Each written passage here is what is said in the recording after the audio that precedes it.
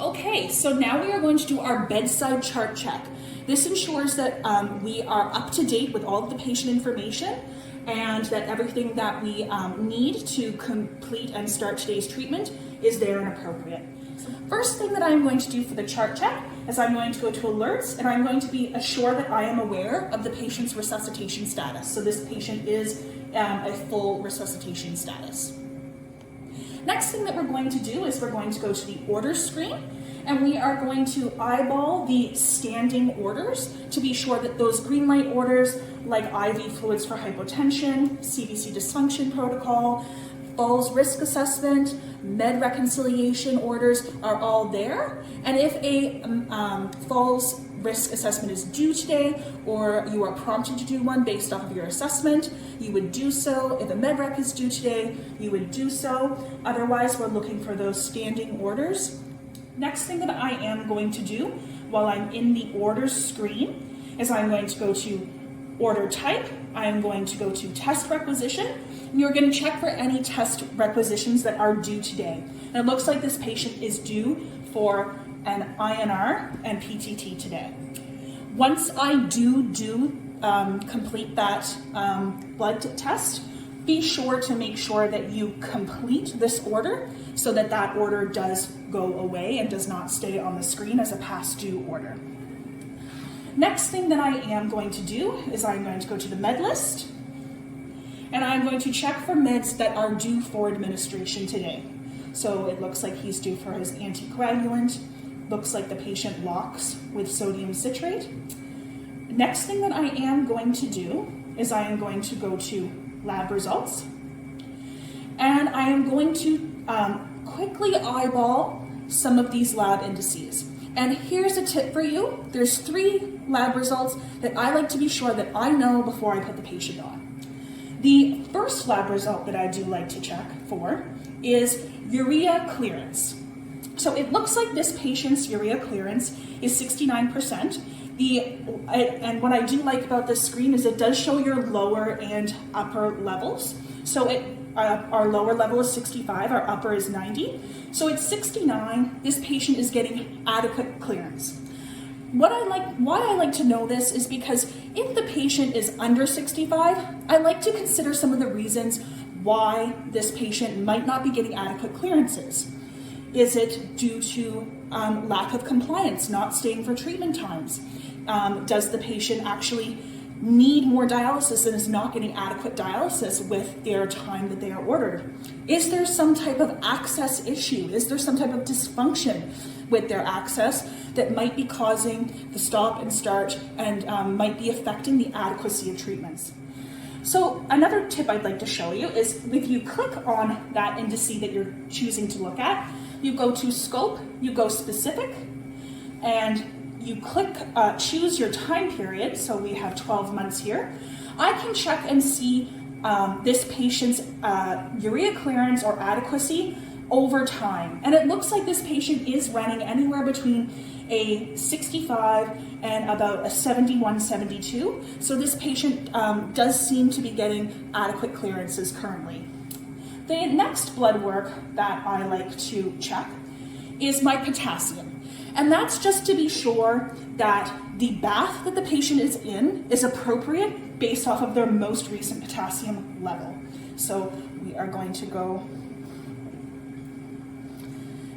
and check. And I see a pre-potassium level of 5.8. 5.8 plus the bath concentration, which is a 2, divided by 2, does bring us into the range of between 3.5 and 5.5. So I know that that is a safe and appropriate bath to start this patient off with.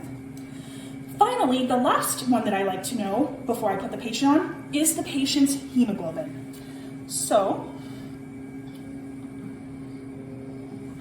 last hemoglobin this patient had was 121, with our range is 95 to 115.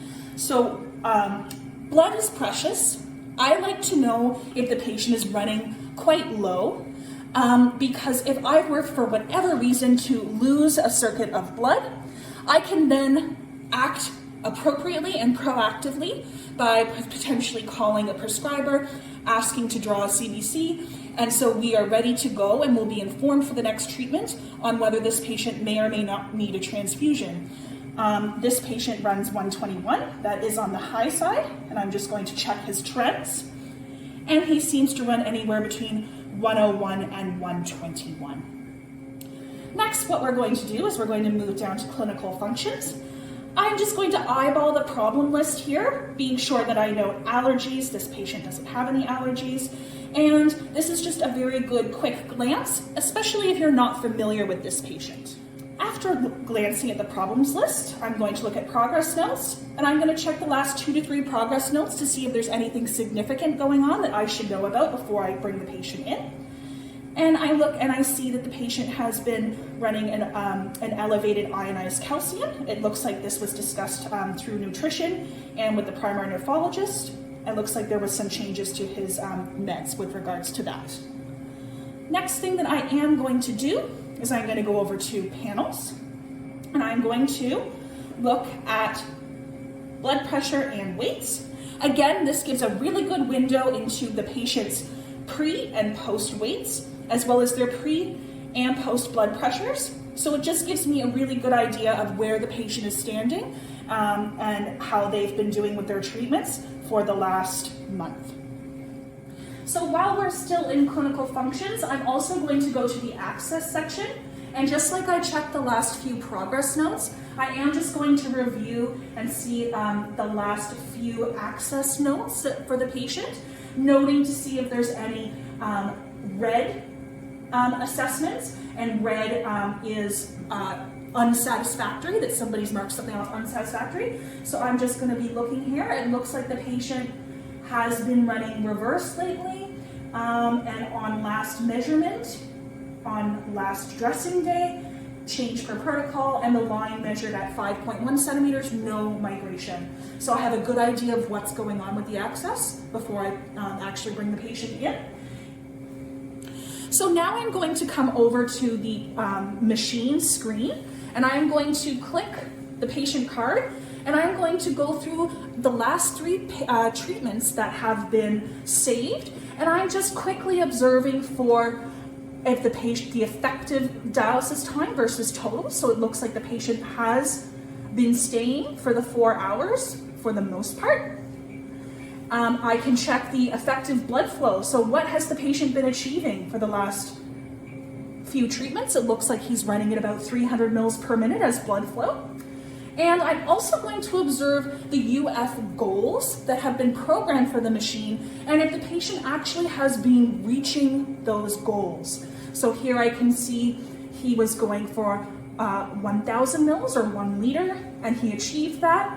It looks like he was going for 1,900, and we actually got more fluid off of him that day, 2,300. And it looks like he was able to achieve the UF goal of 1.9 liters as well. So this gives me an idea that the patient is quite compliant with his times. He's staying.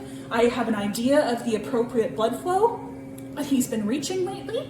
And I also have an idea of the UF goals that he has been programmed for, and then it looks like he's been able to achieve. Also keep in mind that you can check the blood pressures that the patient has had intradialytically over the last 3 treatments as well. So it looks like he's coming in robust, and it looks like he's, at that treatment at least, was maintaining an adequate blood pressure. Looks quite adequate there as well. Not any significant drops, maybe a little bit about 2 hours into his last treatment. So it just gives me a window into what this patient is running for blood pressures, just to give me a little bit more context as to what I might be expecting today. Another part of the pre-assessment that we're going to want to check is we're going to go to hemo session and nurse's worksheet. This is like the Cardex in the paper charts. So this is a wonderful communication tool. Again, ensuring that continuity of care. I want to be sure to check it before I bring the patient in. And it's noting any pertinent information. We can see here that it is giving some indication about the patient's UF removal order. There could be things in here about wheelchairs, pillow preferences, any sort of thing that's pertinent to note. Also, you have a short section for access info. So at a glance here, I can see the patient has a weekly large dressing. You can see their cleaning solution preference and or the use of polysporin, and you can very quickly at a glance see their arterial and venous lumen lengths. So this is a great thing to check before you bring the patient in.